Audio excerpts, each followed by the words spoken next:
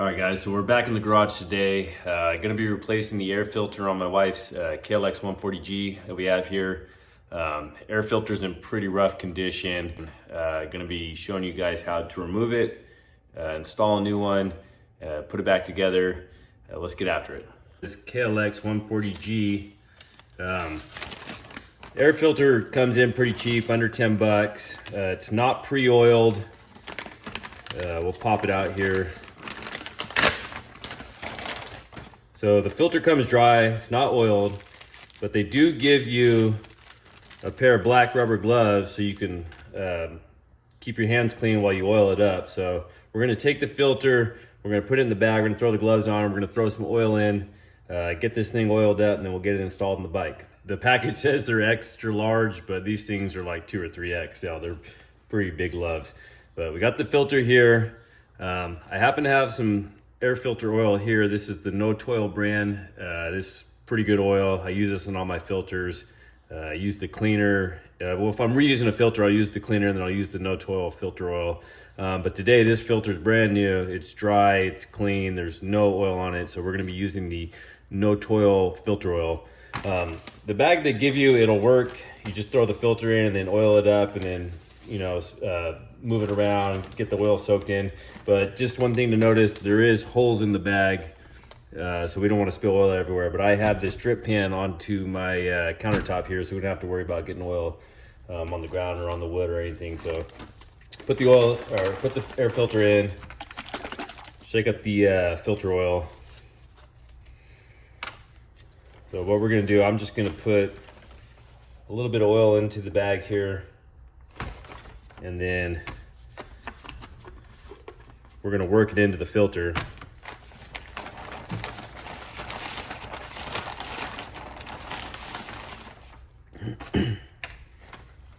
We wanna oil up the filter, get a nice good coat on there.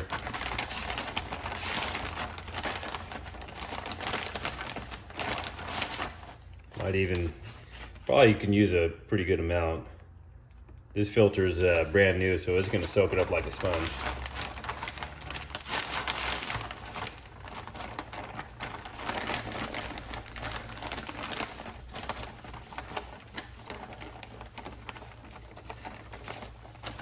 And we'll probably just put a little bit more for good measure.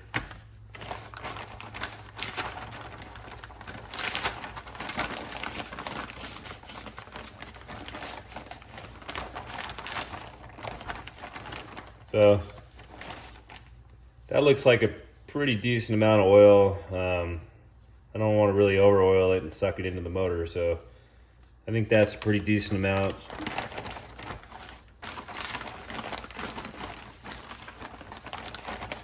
Now that looks pretty good. We'll let the filter sit, and then as we're letting this sit and let the oil soak in, we're gonna go get the old filter, remove the cover, remove the air box, take the filter out, because there's a little screen piece that's gonna go in the filter. We have to transfer it over to this one. So while this is soaking up.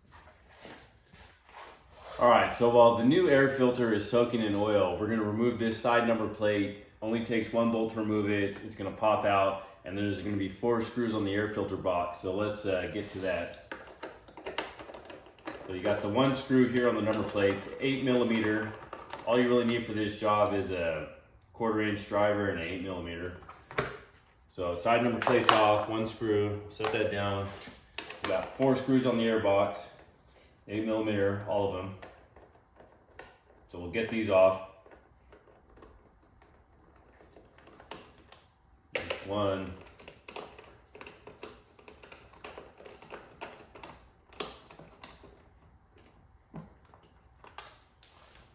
2.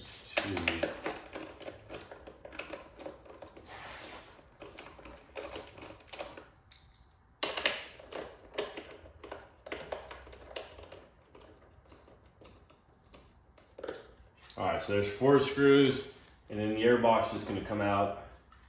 The air box removed, you can get a look at my air filter. The whole top portion here is deteriorated, it's gone. The filter's fallen apart. I oiled it up the last time and I didn't have a replacement. We were going out for a ride, so I kind of let it ride like that. But on the inside of this, there's a little metal screen filter that is supposed to stop any of these like big debris of the filter going through. And I left that in place, but this filter's in pretty rough shape. So we're gonna get this off there and get the new one on. Pop this wing nut off. Just gonna unscrew it like this. And so it's not really a wing nut, it's a wing bolt. Normally a wing nut, there would be a stud coming out and then this would just come off, but this is coming out as all one piece. So I guess you would call that a wing bolt with a spacer. So there's the filter, and inside that, there's a cage. That little cage we're gonna have to transfer over to the new filter. So let's go do that now. So here we have a side-by-side look at the two filters. This is the OEM Kawasaki klx140 filter.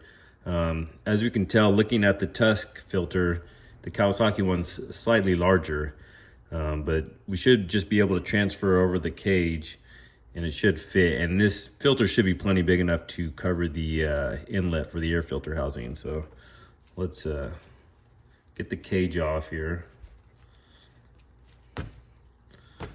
There's the old filter. You can see this thing was in pretty rough shape. It was falling apart. Luckily, all the inner material was still intact, so there was nothing passing through this, but this wasn't gonna be on there for much longer. So here's the cage that goes inside the filter. And here's the Tusk filter. Now we should just be able to stick this right over this. Should fit over just fine. Even though the Tusk filter looks a little smaller, we should be just fine with the install. It should just go on just like the OEM filter.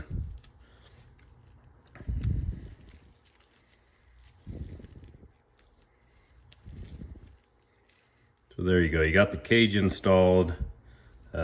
This little hole down there, we just gotta line it up with this top hole, because that's where that wing bolt is gonna go through. Do that, so got the hole lined up. I got the cage inside the filter, and then we'll go reinstall this into the air box.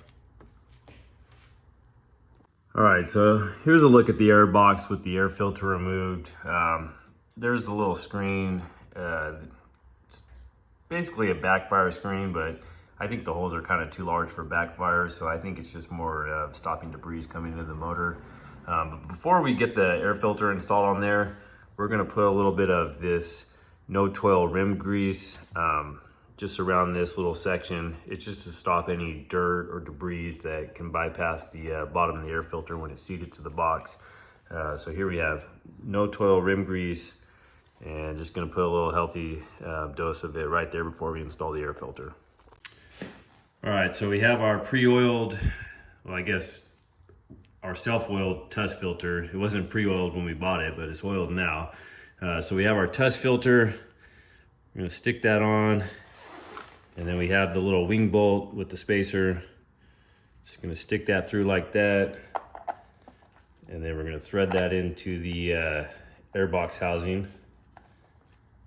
Make sure you get the thread started correctly so you don't cross thread it.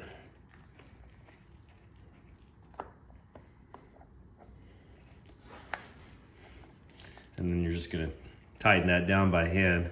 Make sure it's nice and snug.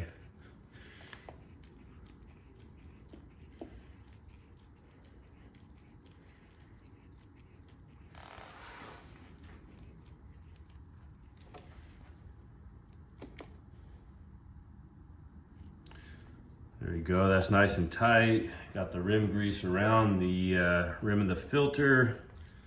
And then we'll just get the air box installed, reinstall the side number plate, and we'll be good to go.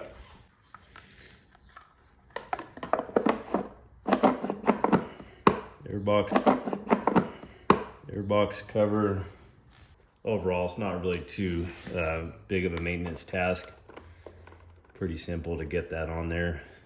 So 4 screws for the air box.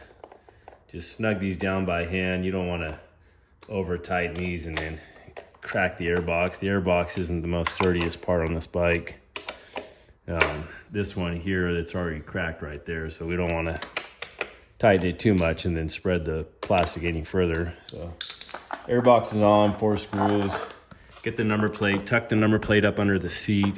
There's one little one little pin over here in the corner that snaps into a rubber grommet, and then most of that just tucks up under the seat. And then you just have the 1/8mm down here. And then that's pretty much gonna be it. Air filter's installed and tightened, we're good to go. Thanks for watching, guys. All right, so that's the air filter replacement on a klx140. This will work for any model klx140, the 140, the 140L, the 140G, the RL, RF, any of the models is all gonna be the same. 8mm socket, or if you got one of the little T-handle 8mm, same thing, 8mm and a little socket driver. And that's pretty much it. Remove the side panel, remove the air filter box, replace the air filter, transfer the little cage over, oil it, put some grease on there, and you're good to go, ready to rock. Tusk air filter, sub $10. Looks pretty good quality, but you better have your own oil and your own grease and whatnot. But other than that, pretty straightforward, looks pretty easy. KLX140 air filter install. Thank you for watching.